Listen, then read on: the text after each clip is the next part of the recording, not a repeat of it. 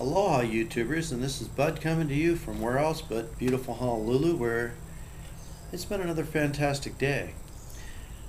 Before we start talking tonight, I'd like to do some shout outs, something that I've only done I think maybe 3 times in the 100 or so videos I've done. I'd like to start off with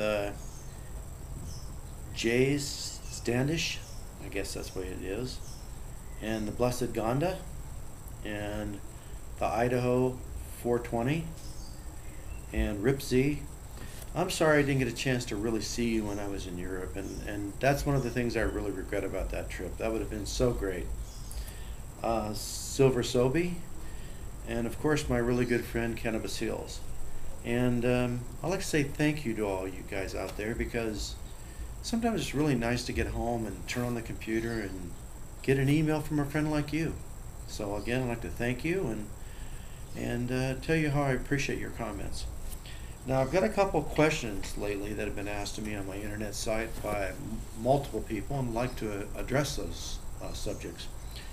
One of them, which was asked by a couple people, is what kind of subjects did I teach when I taught in college? And I taught mathematics, physics, some chemistry, biology, mainly in the physics side of it though.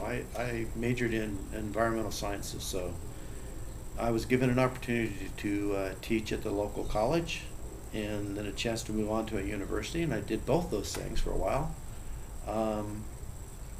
But I enjoy actually working in the field, and so my specialty is environmental sciences. So that answers one question. The other question I've been asked a lot is, how expensive is it to live in Hawaii? And that's a relative question that I would like to qualify.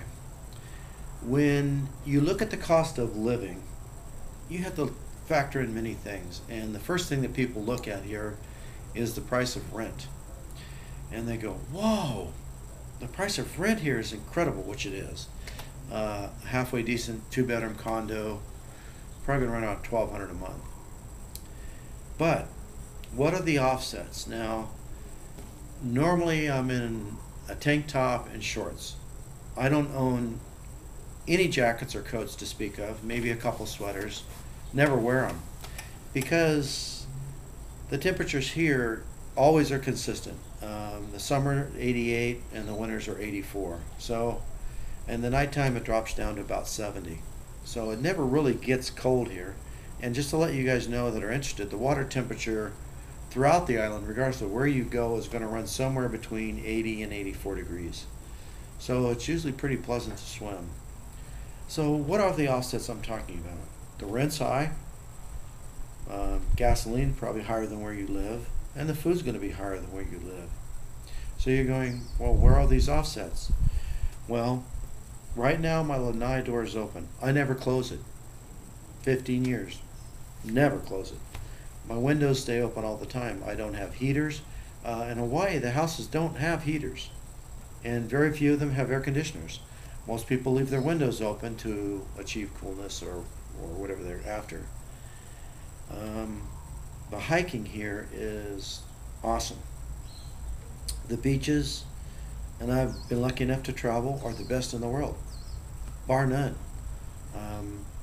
That's why I made these videos, is to kind of discuss some points that people have made about Hawaii. It's crowded, it's urban, and that's only true if you stay around Waikiki. Once you get away from Waikiki, it's different.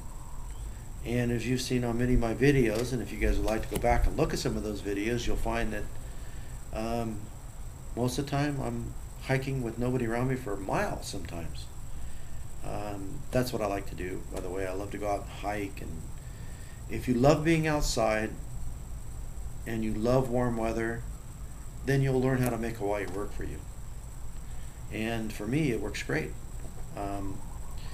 Another thing you need to look into is, if you get older, is longevity.